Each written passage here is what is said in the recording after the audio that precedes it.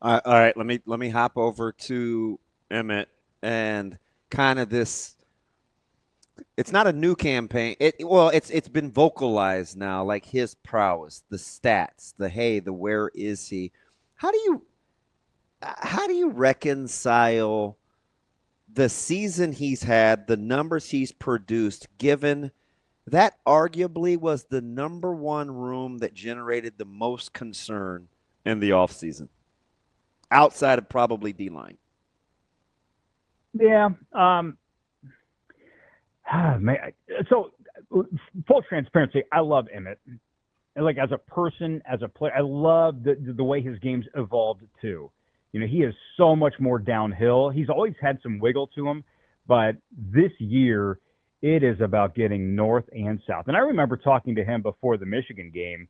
We were talking about his progress then, guys. That was almost 2 full months ago, and now we're seeing it all play out. As for the Heisman candidacy and it being vocalized, I honestly think it's maybe a little bit delayed on Nebraska's part. UCLA game probably his best game of the season, but he was really good against Northwestern. He was good against Michigan State. Rewind to the season opener. Remember after they won at Arrowhead, one of the big takeaways of that game, beyond making a play late to seal it, was that it looks like the running back situation is going to be okay because number 21 has bulked up and is really, really good. He had a 100-yard game to start the year. So it's not like all of a sudden Emmett Johnson just had this huge breakout game. He's been consistent. He's been good. And in fact, I think that if Matt Rhule would have said what he said on Monday, 2 weeks prior to, I think there's a lot of nodding heads in the room like, yeah, he's right in this guy. Given the Heisman class of this year, Emmett's not too far off.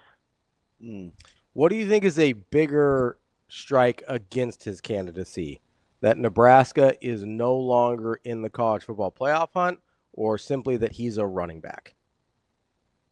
I think it's probably the Nebraska element, just because Nebraska's had the national spotlight a few times this year, and they weren't able to maximize. The Michigan loss and the USC loss really go against Emmett Johnson's case.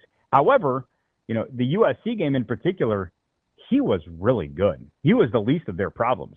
And I think we can, move the conversation forward, guys, in saying that Emmett's candidacy for the Heisman Trophy, it gives some validation to the offensive line. Yet the biggest criticism in those losses was the offensive line. There is some irony there. Yeah, they struggled in pass protection, but run blocking wise, the O-line has gotten a lot better over the course of the season, and it has produced. And it's allowed Emmett to be in the position he is in right now.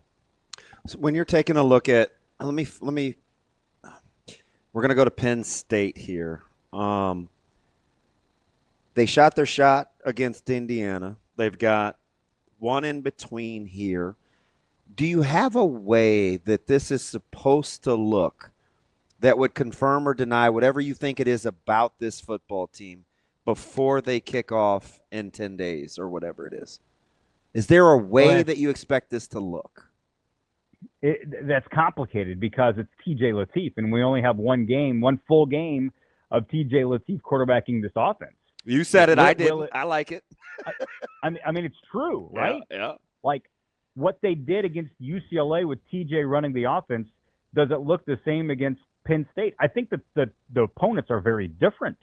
So Nebraska could have a totally different game plan. There's a lot of mystery with this game. And as much as this all really stinks for Dylan Raiola, it kind of re-energizes the fans because there is a lot of curiosity for these final couple of games of the season, especially TJ being as effective and efficient as he was out on the West Coast this past Saturday. So to get back to your question, DB, I don't know if it alters my scale and the lens in which I look at this Penn State game.